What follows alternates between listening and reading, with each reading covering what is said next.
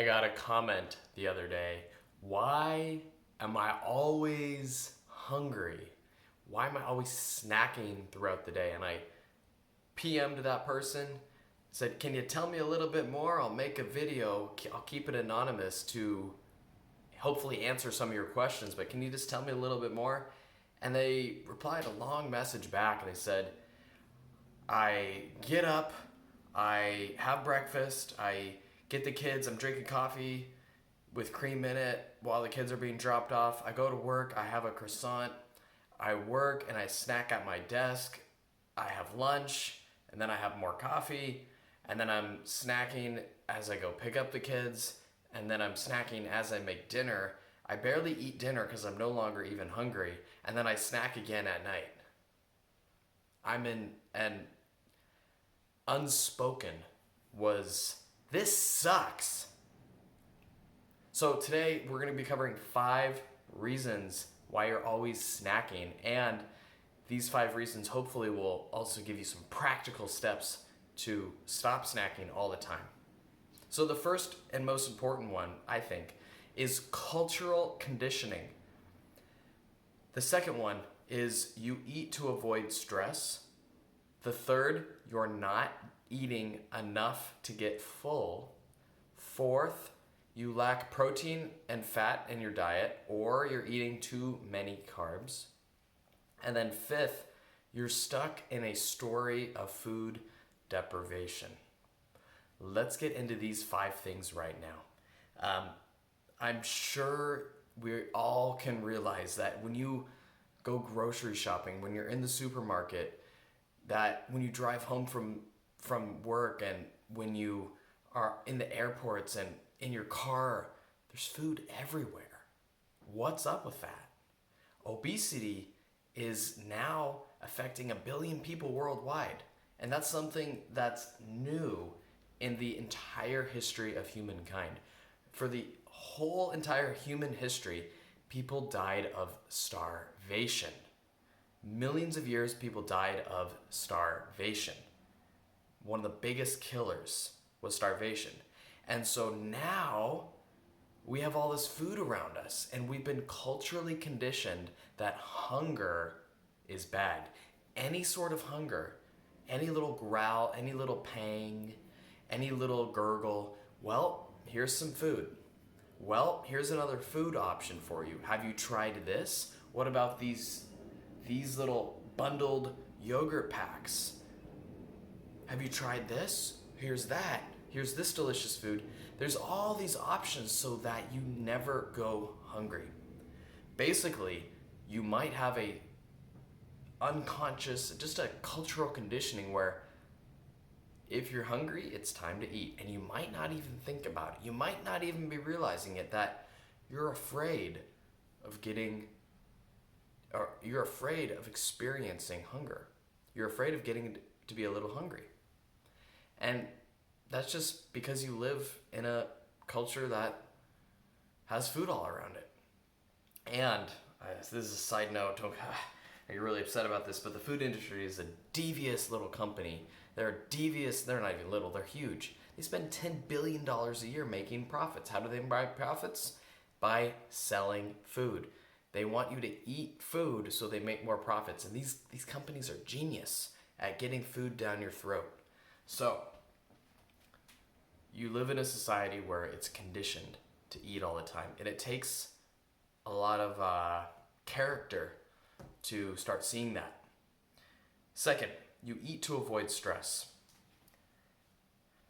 I'm sure you're already aware of this, but it needs to be spoken about. Food can become addicting. If you look at any sort of drug, people are in pain. They're in pain. And they use the drug to feel better. Well, food can be addicting like that too.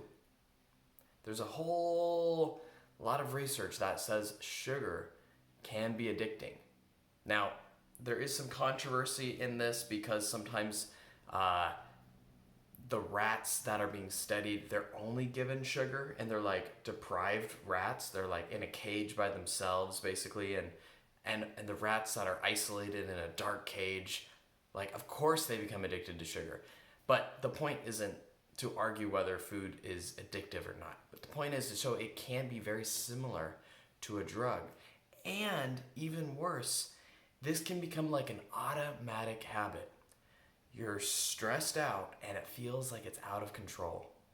And you are then reaching for food out of habit, even with minor stress, even with just thinking about the next day, even if it's just a regular day, you get a little baseline anxiety. And in your belief system, it's not okay to feel anxious. You have to be tough. You have to be strong. So if you have to be tough and strong and you're feeling anxious deep down, well, food can be a great comforter for you. It can really help you it can really help you avoid feeling those feelings. So, third, you're just not eating enough. This kind of is a flip side of the problem when you're afraid of hunger. The opposite is that you're afraid of fullness. Now, this happens a fair amount of the time with some of the people I help. Binge eating is a horrible experience. It's chaotic. It's weird when your body takes you over. It's embarrassing. I mean, so it's a horrible experience. You feel so freaking full afterwards. Feel horrible afterwards. It's like, and oftentimes, when we're talking about binge eating, is when it's happening 2 or 3 times a week, you're getting so many calories when that happens. Your body just doesn't need to eat that big of a meal. So on the times when you're not binge eating, it's like you're constantly snacking. Like just little bit. You're afraid of being full. That's part of the reason you're snacking. You're afraid of getting full because fullness to you is bloatedness. It's uncomfortable. It's binge fullness. So you've associated regular contentment and fullness with binge eating. Now they're the same to you. And so any sign that your belly's getting stretched out, that your belly is starting to not be hungry anymore, you stop eating because you're afraid of fullness. And so this pattern can go on. It's really the opposite. We have some people who are constantly eating because they're afraid of hunger. And then there are people that are constantly eating, but never enough. They're constantly eating to avoid feeling full. And honestly, people, it's very similar to a diet. You're just not eating enough. And then there's a binge. So that's reason number 3. Lack of protein or just too many carbs. The other day I was talking to a woman, and wonderful woman, and she said, I have this late night snacking problem. And we've been working on this, but one thing we decided to focus on was, I said, what are you having for breakfast? She's like, usually some sort of like whole grain pasta, even like a whole wheat spaghetti. Usually, some sort of like pasta, spaghetti, that type, those are her 2 options that she was kind of alternating, it seemed like. And I said, well, do you have any meatballs on that? Or like, where's your protein? Where's your protein and fat? She's like, I really, I guess like maybe the pasta sometimes has some cheese. I was like, no, like you need like a good amount of protein and fat. Like you can't just be having carbs. Even if it's good carbs, don't get me wrong, like you need some protein and fat in there. If you don't have any protein and fat and it's just carbs, well, it's just not, you're gonna want a snack.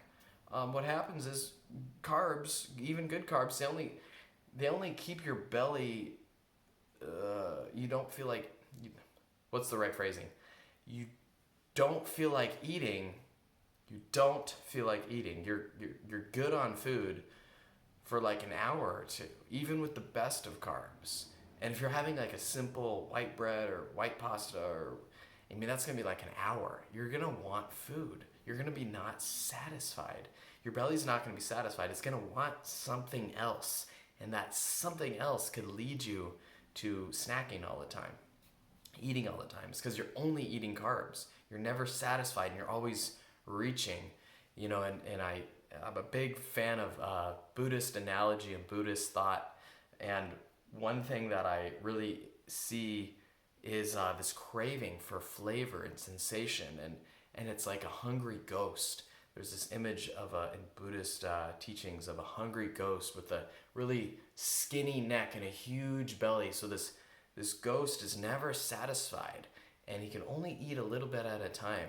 And it kind of reminds me of people who they eat a lot of carbs, but because they're missing out on the protein and fat, they're always left unsatisfied. Even though their belly is filled up with food, it's just never enough, and they're always rummaging.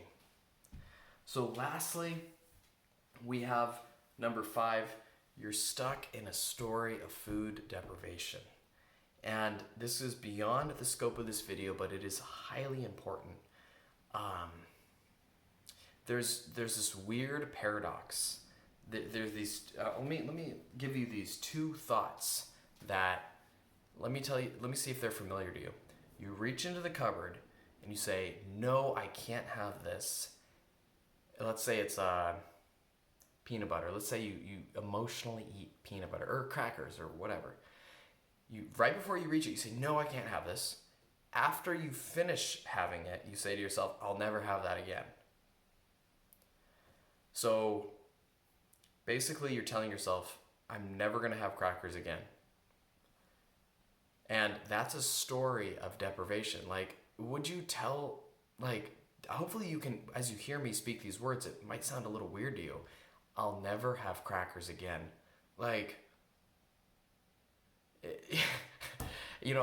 This is a silly analogy, but I was watching The Office the other day. The show with the Steve Carell and everything. I was watching The Office, and Dwight, he was talking about being shunned by his. This is terrible, but it's funny. He's talking about being shunned by his mom. So what happened was Andy, Dwight's nemesis in The Office, they're arguing about something. They hate each other. And so Dwight decides to shun Andy. So whenever Andy starts talking to Dwight just keeps working, doesn't even look at him. He just shuns him, just ignores him completely. And then there's a little cutaway where Dwight is saying, "The shunning technique is highly effective. When I was a kid, when I was 4, my mother shunned me until I was 6 because I broke a jar of pickles." Something like that. It was something insignificant. And the audience, of course I'm like, "Oh my God, that's horrible. You're being shunned for 3 years because you broke a jar of pickles? That's crazy. That's freaking nuts." Right? And then, but how many times do you say that about food?